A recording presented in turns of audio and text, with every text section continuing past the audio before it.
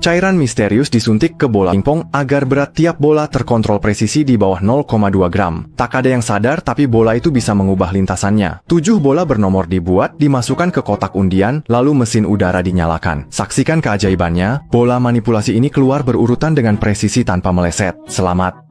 Saat baterai ponsel tinggal 6%, saya menemukan serial drama Meksiko yang penuh aksi tentang cara memenangkan lotre dan menjadi kaya raya. Kini, untuk menjadi kaya dalam semalam, Jose hanya tinggal selangkah lagi, yaitu mencampurkan beberapa bola nomor yang telah dimanipulasi ke dalam bola undian resmi.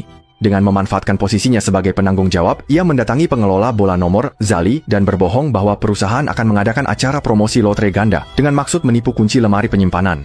Namun, wajah Zali berubah serius. Tanpa dia dan auditor, bola lotre tak boleh sembarang dikeluarkan. Rencana miliaran Jose terhambat pengelola kecil. Tapi, jalan keluar selalu ada. Saat menonton sulap bersama istrinya, ia melihat peluang. Pesulap melempar bola pingpong nomor 11 dan sekejap berubah jadi nomor 13. Saat itulah, Jose menemukan cara memecahkan masalah ini. Besoknya, ia segera menemui pesulap itu. Penasaran rahasia sulapnya? Bagaimana bola pingpong ditukar diam-diam tanpa ada yang sadar? Jose penasaran prinsipnya. Pesulap mengakui trik ini butuh kerja sama tim yang kompak. Makin besar triknya, makin banyak orang terlibat. Namun saat Jose tanya detailnya, pesulap ragu. Ini keahlian mata pencahariannya tentu tak bisa dibocorkan begitu saja. Jose paham dan segera mengeluarkan uang. Melihat imbalan itu, pesulap pun membocorkan rahasianya. Untuk menukar bola, butuh tim pengalih perhatian penonton agar ia bisa beraksi. Mau tanya, semalam lihat trik pingpong Anda lagi nonton renang? Atau masih menonton? Halo semuanya, saya sudah berada di sini sekarang dan siap untuk memulai.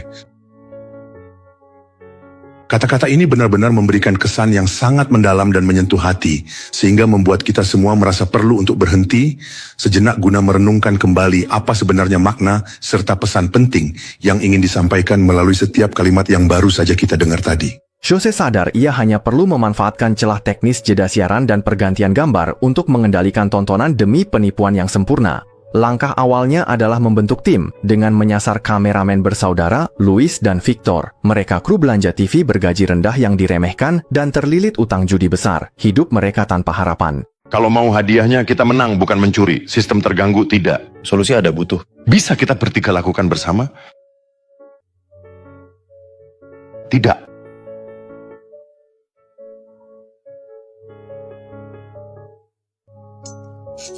Lihatlah.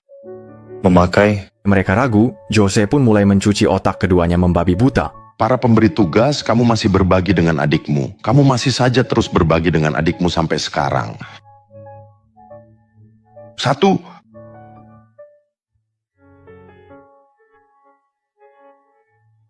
Godaan kaya mendadak akhirnya memikat dua saudara yang buntu itu. Selanjutnya, target kedua Jose adalah Lina, host cantik siaran undian lotre. Dia ilusi terbaik yang memukau ribuan orang. Lina terjepit perebutan hak asuh anak, mantan suaminya memakai kekayaan untuk menekannya, menyewa pengacara top, dan membatasi hak kunjung. Lina butuh 500.000 peso demi pengacara dan paspor palsu untuk kabur bersama putranya. Di Meksiko, Jose menemuinya dan mengajak bicara. Saat Lina sibuk mencari uang tambahan, dia membawa Jose pulang. Di sana, Jose langsung menawarkan bantuan untuk menyelesaikan masalah terbesar Lina. Pertama, aku akan memberitahunya bahwa kau sudah gila. Kedua, aku akan bilang kau berbohong. Yang aku butuhkan adalah banyak uang. Berapa banyak uang yang aku butuhkan? Yalah. 5 juta setidaknya. Aku bahkan bisa memberimu lebih banyak lagi. Biar aku saja yang melakukannya, ya. Jadi sekali lagi, selama Maika saja Miss Callowell.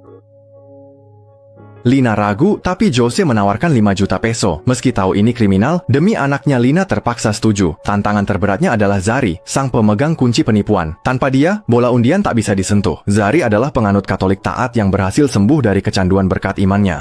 Prinsip moralnya lebih berharga dari nyawanya. Namun, ia tak kuasa menahan kerasnya hidup. Pendeta butuh dana besar demi membangun gereja layak segera. Di sisi lain, biaya dialisis ayahnya membengkak. Rumah sakit memberi ultimatum. Sementara gaji kecil Zari tak lagi cukup. Ektavila Mas Porch Charlie? Apa keyakinan Anda juga berubah? Tidak mungkin ini terjadi. Kain Wall, jangan lupa. Tuhan penuh kebaikan. Dari. Hechai mengetahui kelemahannya dan sengaja menabraknya di rumah sakit, berharap bisa mencoba berbicara dengannya lagi. Saudaraku, apakah ini yang kau inginkan? Kakek Li ingin mengurus semuanya untuknya. Namun, sebelum bicara, dia kecewa. Zhali tak tertarik urusan ilegal ini. He Chai pun menyuruh Zhali menyebut harga berapapun. Tak disangka, dia justru mendapat tatapan menghina dari Zhali. Bukan soal uang, Tuan, tapi keyakinan dan prinsip. Keyakinan Anda mahal. Keyakinan bukan... Sesuatu yang bisa dibeli. Apa rencana sepulang kerja? Anda akan kehilangan kerja.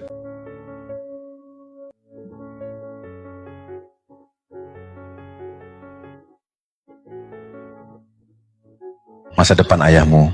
Jika dia mencariku lagi, atau aku tahu kau mencoba merebut medali itu yang ingin dia lakukan. Aku punya keyakinan, aku punya misi, aku pasti akan mendapatkannya.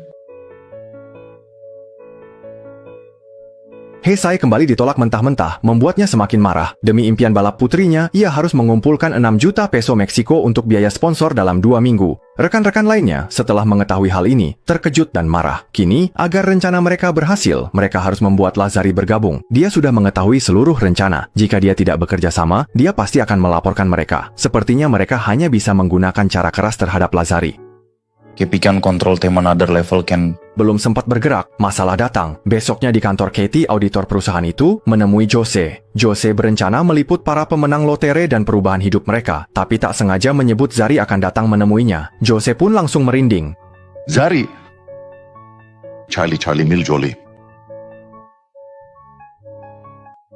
Kesulitan yang kamu hadapi. Apa Zari akan melapor? Usai kerja, Jose mencari Zari di kantor, tapi tak ada jejaknya. Satpam bilang Zari sudah pergi 2 jam lalu. Jose pun bergegas ke rumah Zari, namun ia tak di sana. Ayahnya bilang Zari pergi ke gereja. Beda dari kucingnya, anjing pemarah mandul ini habiskan uang demi peliharaannya.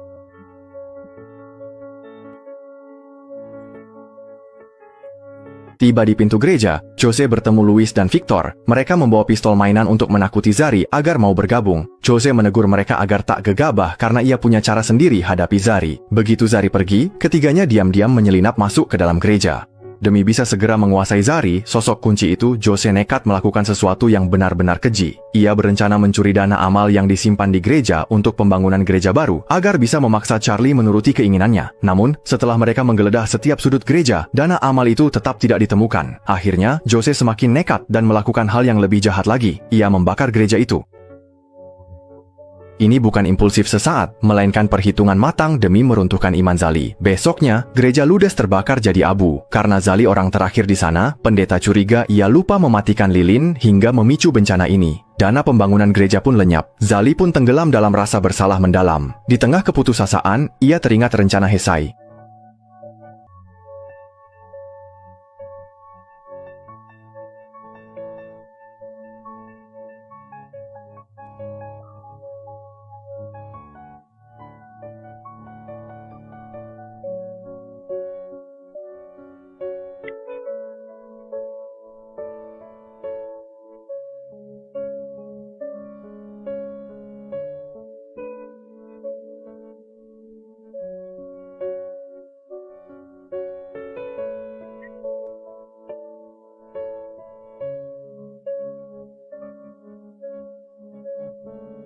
Berkat restu dan dukungan pendeta, kekhawatiran Zali pun sirna. Kini tim inti Hesai telah lengkap, dan aliansi kriminal demi ambisi serta kelangsungan hidup mereka resmi terbentuk.